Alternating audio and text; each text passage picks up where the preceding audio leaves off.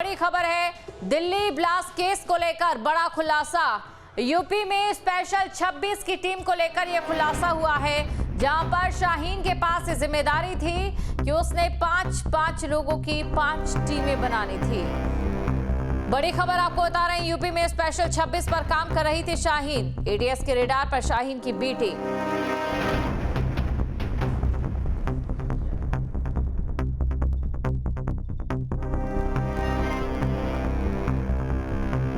B team में 5 लोगों की 5 टीम बनानी थी। हर टीम के लीडर को एचओडी का कोड दिया। कानपुर में आरिफ, लखनऊ में परवेज थे एचओडी, सहारनपुर में आदिल और शाहीन ने एचओडी बनाया था। स्लीपर सेल पैटर्न पर डॉक्टर शेल तैयार करना था। तो देखिए किस प्रकार यहां पर आतंक का एक नया रूप सामने आया है। जिन डॉक्टर्स को धरती पर भगवान कहा जाता है, उन्हीं डॉक्टर्स को तैयार किया जा रहा था लोगों की जान लेने के लिए। यूपी में स्पेशल 26 पर काम कर रही थी शाहीन। तो सूत्रों के हवाले से दिल्ली ब्लास्ट को लेकर बड़ी खबर, आदिल, परवेज और शाहीन की रिमांड मांगी जाएगी। यूपी की जांच एजेंसियां जल्द रिमांड मांगेगी। रिमांड के बाद 3 चरणों में पूछताछ होगी। पहले चरण में हर आरोपी से अलग अलग पूछताछ, दूसरे चरण में 2 आरोपियों को आमने सामने बैठाकर पूछताछ, तीसरे चरण में सभी से एक साथ पूछताछ होगी। पूछताछ के बाद पूरे नेटवर्क की कड़ियां जोड़ी जाएंगी। गैंग व्हाइट कॉलर टेररिस्ट की तरह काम कर रहा था। इलेक्ट्रॉनिक उपकरणों से कई अहम सुराग मिले, ये सूत्रों के हवाले से खबर। तो गैंग व्हाइट कॉलर टेररिस्ट की तरह यह काम कर रहा था। इलेक्ट्रॉनिक उपकरणों से भी कई अहम सुराग मिले हैं। इसके अलावा आपको जानकारी दे दें, सूत्रों के हवाले से दिल्ली ब्लास्ट को लेकर यह अहम खबर है। आदिल, परवेज और शाहीन की रिमांड मांगी जाएगी।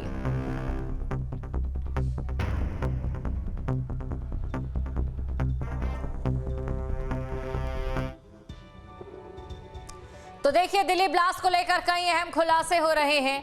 और ऐसे में अगर हम बात करें, जहां यूपी में स्पेशल 26 पर शाहीन काम कर रही थी, मंसूबे कितने खतरनाक थे और किस प्रकार लोगों को अपने साथ जोड़ना था, आप अंदाजा लगा सकते हैं। यहां पर 26 लोगों को अपने साथ जोड़ने की कवायद थी। एटीएस के रडार पर है शाहीन की बी टीम और बी टीम में 5 लोगों की 5 टीमें बनानी थी। हर टीम के लीडर को एचओडी का कोड दिया गया था।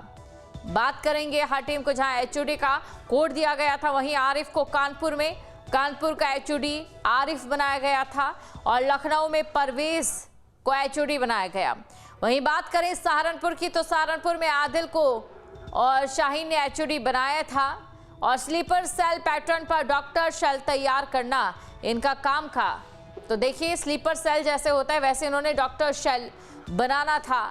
आदिल की बात करें, परवेज की बात करें या शाहीन की बात करें, सूत्रों के हवाले से खबर है कि अब इनकी रिमांड जो है वो मांगी जाएगी। यूपी की जांच एजेंसी जल्द रिमांड मांगेगी और रिमांड के बाद 3 चरणों में पूछताछ होगी। पहले चरण की अगर हम बात करें तो पहले चरण में हर आरोपी से अलग अलग पूछताछ की जाएगी। और वहीं बात अगर दूसरे चरण की करें तो दूसरे चरण में आमने सामने बैठाकर इनसे पूछताछ होगी। और इसके बाद आएगा तीसरा चरण। तीसरे चरण में सभी से एक साथ पूछताछ होगी। ये पूछताछ क्यों की जाती है अलग अलग चरणों में, इसके पीछे सबसे बड़ी वजह ये रहती है कि कौन झूठ बोल रहा है और किसके जो बयान हैं वो एक दूसरे से मेल नहीं खाते हैं। और इसी आधार पर देखिए कई अपराधियों को पुलिस ने पकड़ा भी है। अब ये जो पूछताछ 3 चरण की रहने वाली है, बेहद खास रहने वाली है, ये बड़ी खबर आपको बता रहे हैं। तो जानकारी आपको दे दे, देखिए जिस प्रकार से एक स्लीपर सेल होता है उसी प्रकार से डॉक्टर शेल यहां पर बनाया जा रहा था। खबर पर अधिक जानकारी के साथ हमारे संवाददाता निखिल लखनऊ से लाइव जुड़ चुके हैं। सीधा हम निखिल के पास चलेंगे। निखिल, देखिए सुनने में ही बेहद डरावना लगता है। जिन डॉक्टर्स को धरती पर भगवान कहा जाता है, उन डॉक्टर्स का एक शेल बनाया जा रहा था।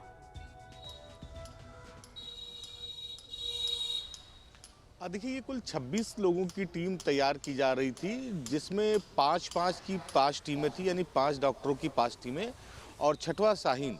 ये 26 लोगों की टीम बननी थी। इसको शाहीन लीड कर रही थी और सभी जो 5 टीमें बनाई जानी थी, जिसमें से 3 बन भी चुकी थी, उसमें जो एक डॉक्टर था वो बाकी 4 को लीड कर रहा था।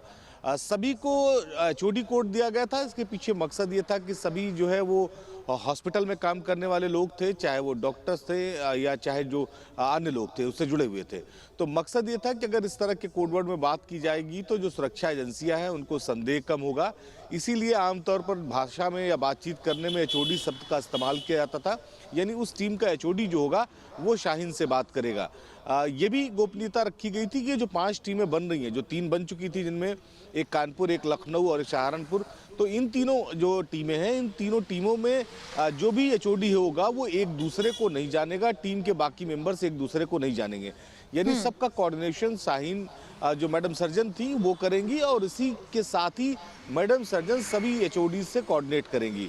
तो इस तरह की व्यवस्था बनाई गई थी ताकि किसी भी स्थिति में जब कोई सुरक्षा एजेंसी या कोई भी व्यक्ति को किसी को संदेह हो तो उसको एक्सप्लेन किया जा सके, एचओडी मतलब हेड ऑफ डिपार्टमेंट।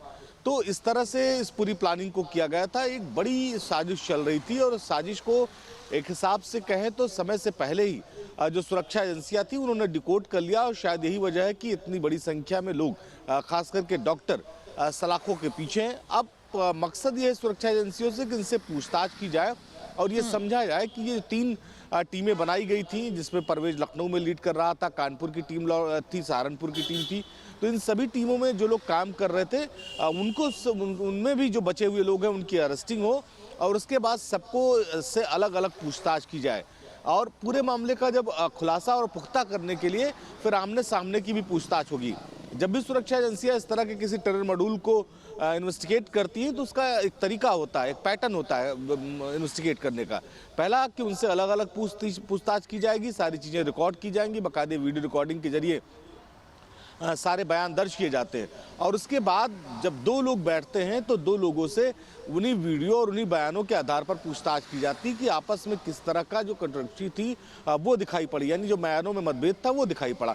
उसी के आधार पर पुलिस की इन्वेस्टिगेशन धीरे धीरे सख्त होती जाती है। तो एक बड़ी साजिश थी जिसे नाकाम किया सुरक्षा एजेंसियों ने और मैडम सर्जन का जो पूरा नेटवर्क था अब वो धीरे धीरे ध्वस्त करने में एजेंसियां लगी हुई हैं। और अभी जो 5 टीमें हैं उनमें 3 टीमों के लोग मान लीजिए एक हिसाब से जो एचओडी से वो गिरफ्तार कर लिए गए हैं।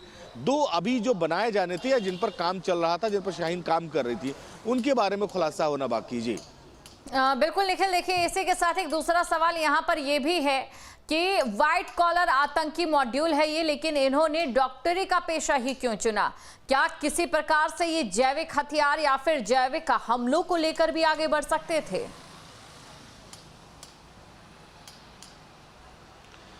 देखिए एक बात तो साफ है, जब इस तरह के टेरर मॉड्यूल में इतने पढ़े लिखे लोग, इतने वेल क्वालिफाइड लोग आएंगे तो निश्चित तौर पर मिशन बहुत बड़ा होगा।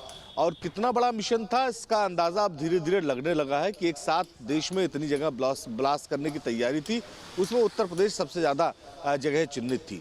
तो ये एक बहुत महत्वपूर्ण विषय था और जब इतने पढ़े लोग किसी जो है वो टेररिज्म नेटवर्क से जुड़ेंगे और उस पर काम करेंगे तो एक बड़ा धमाका हो सकता है। आप देखिए कितना आसानी से इतना बड़ा जो है वो विस्फोटक इकट्ठा किया जाता रहा और एजेंसियों को खबर तक नहीं लगी। उसके पीछे मकसद ये था कि जब इस तरह के पेशेवर लोग के अलावा जो पेशेवर अपराधी मानसिकता के लोग होते हैं उनके अलावा जब कोई व्हाइट कॉलर जो व्यक्ति टेररिज्म की तरफ बढ़ेगा तो वो किसी काम को करेगा तो किसी को संदेह पर नहीं होगा।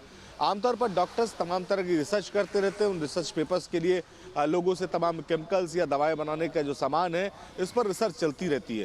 तो इसके आधार पर, इसकी आड़ पर इतना बड़ा नेटवर्क तैयार कर लिया गया, इतनी बड़ी मात्रा में विस्फोटक बरामद कर लिया गया।